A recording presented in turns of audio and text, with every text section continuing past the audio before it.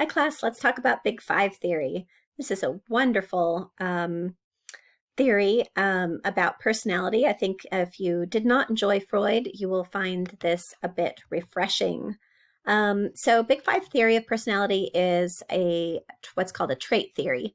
It's actually not a theory. There's nothing theoretical about it. This is focusing on personality dimensions and how they influence behavior, and it is good predictively. We can predict behavior out of these personality dimensions. The reason I say it's atheoretical is because they didn't start out with a theory and then come up with the personality dimensions. Instead, what happened was they said, well, let's take a look at all the personality dimensions that there are. Let's just brainstorm all of the words we use to describe personality. And when they did that, you can imagine you probably come up with hundreds of characteristics, but don't you think a lot of those characteristics were similar or seem to be related to each other? So if we say that somebody is gregarious and friendly and outgoing and talkative and friendly, those all seem to be clustered together, don't they? So once you do what's called a factor analysis, which is a statistical procedure, you can take hundreds of personality traits and distill it down to some major clusters. And it turns out that there are 5 major clusters that seem to describe elements of personality that exist across all people. So this is the work of Costa and McCrae, and this is called Big Five theory of personality because there are 5 traits. And you can remember the traits with the acronym OCEAN. Stands for openness, conscientiousness, extroversion, agreeableness, and neuroticism. So I want you to think of each of the 5 traits as a continuum, going from being high on that trait to being low on that trait. So you're either high in extroversion or you're low in extroversion, high on agreeableness or low on agreeableness. And when they take this research and they do it cross-culturally, they find it in 50, they've done work in 50 different cultures, and these 5 dimensions are present everywhere. The dimensions are probably evolutionarily adaptive. Probably the high end and the low end of every single trait is useful to people in some way. So we'll revisit that idea in a moment. It is influenced by both nature and nurture. There's probably a very strong element of you're born with certain predispositions to personality traits, but are those malleable across time? Of course they are. They do tend to be relatively stable, and they are related to life outcomes. So for example, people who are high in conscientiousness tend to be more successful in the workforce. People who are high in extroversion tend to be happier. Okay, so let's talk about each of the traits. So the first one is called openness, and we sometimes will also call this intellect. There are 2 different aspects that seem to load on this trait. This is the most difficult one to define because this openness, there's this openness to creativity and new ideas, and then there's sort of the intellectual aspect of new ideas and analysis and thinking deeply about things. So it has both an artistic element and an intellectual element. If you like all of these big ideas that we've talked about in Gen Psych, you might be high in openness. Especially the intellect part of that. If you like going to modern art museums, you might be high in openness and especially the creativity aspect of that. So a person who is high in openness enjoys thinking and learning. They're sensitive to art and beauty. They love original ideas and they like complex stimuli. That's the one that always hits me. I get really bored when things are too simple. I love complex ideas and basically want to stick a fork in my eye if I'm bored because the ideas are too simple. That's why I'm that's why I'm a psych professor. On the low end, these are people who have a more narrow range of creative interests. They're more pragmatic. They're more skeptical. They like rationalism. They like routine a little bit more. They're less interested in the big abstract ideas and just more interested in down-to-earth stuff. So my question to you would be, who do you want to have a 15-minute conversation with? Somebody who is high in this or somebody who is low in this? And then my other question would be, who do you want to fix your car? Or perform I don't know, perform work on the jet engine of your plane, or do your taxes. I want you to see that although it sounds like the high end of this is really good, and we might be drawn to talking to somebody like that, there is a need and a place and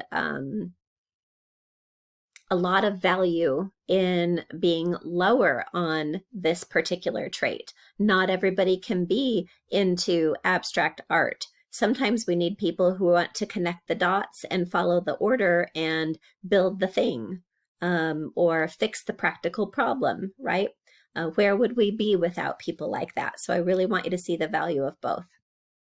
Conscientiousness is the degree to which you are orderly and polite. If you are high on this trait, you're organized and planful, you're very disciplined, you're able to control your impulses, and you have self-control in order to follow rules or pursue goals. If you're low, you're more disorganized and unreliable, more careless, more easygoing, and flexible and spontaneous.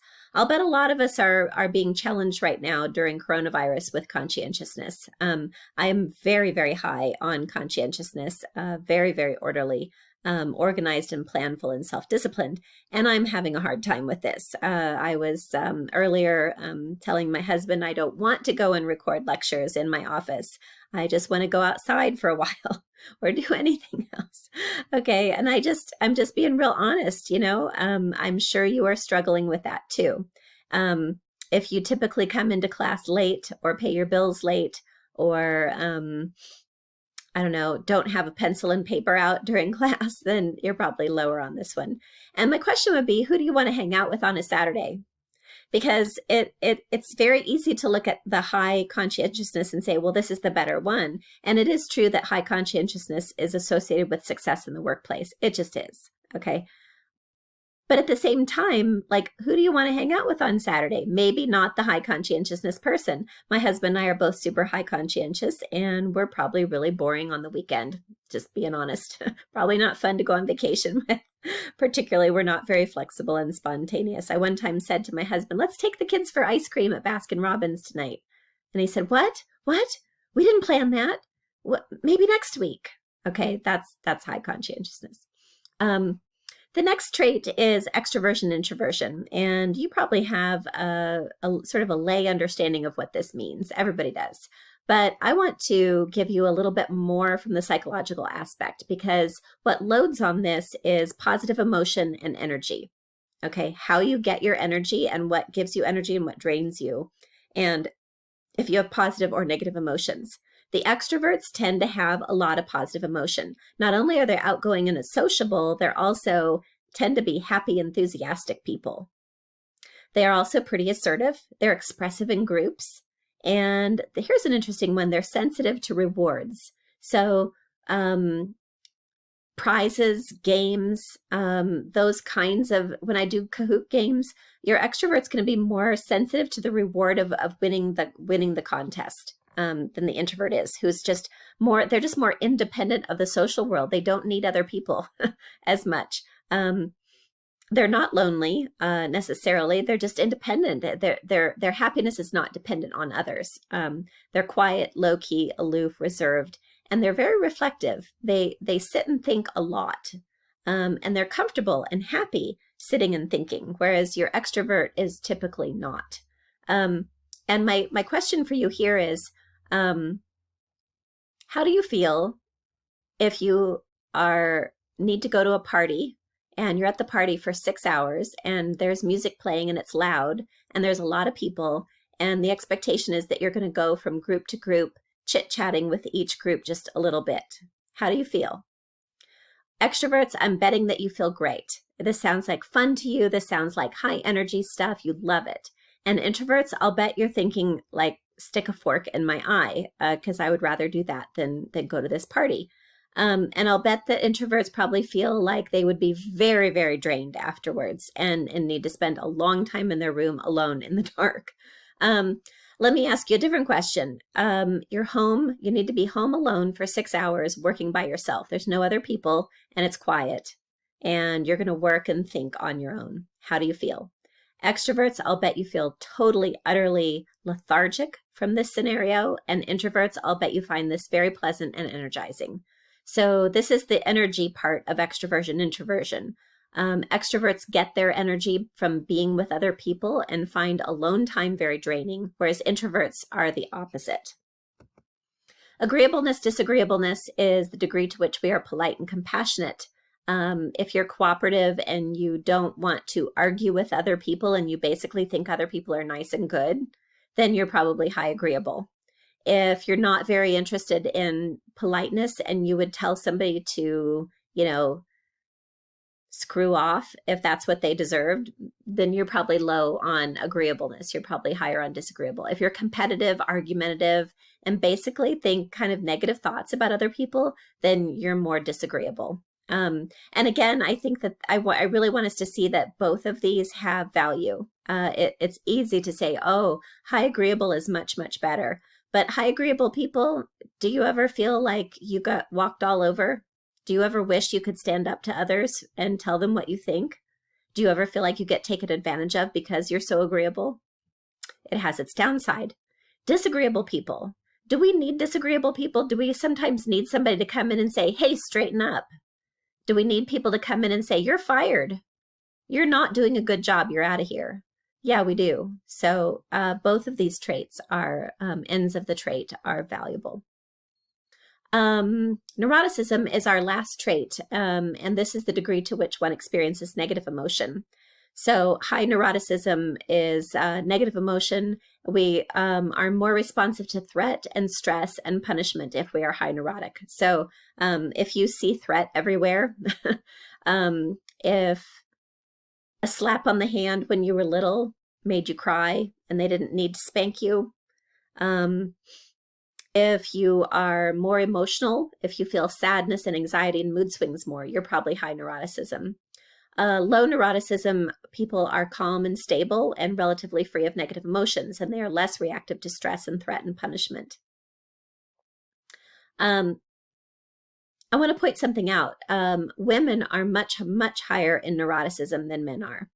This is part of the reason why women have more anxiety and depression than men do, because we are higher on neuroticism. And it sounds horrible to be high neurotic, right? And those of us who are high neurotic, we probably experience this as pretty unpleasant. But I will tell you that it has its advantages. It would not exist if it did not have an advantage. And there's a reason why women are more neurotic. And it is probably because we are part of the mother-child dyad. When we have a child, a baby, the baby is helpless, and it makes us a little helpless too, because they are so needy and so fragile that it makes us very, very vulnerable. And so it may be beneficial to be neurotic because it makes us more protective of the child. It makes us aware of, oh, the baby has a fever or the baby's color looks off. I can't tell you the number of times when I said to my husband, I think something's wrong with the child, with one of our children. And he would, say, they're fine, send them to school. And he didn't even see that anything was wrong. And sometimes it was good and he was right. Yeah, to send him to school. I was overreacting. I was being too neurotic. But there were times when I was right. And that is seems to be a feature of women because of our close connection with our babies. So we'll end there on Big Five Theory of Personality. Go ahead and take the personality test on Blackboard and see what kind of personality you have.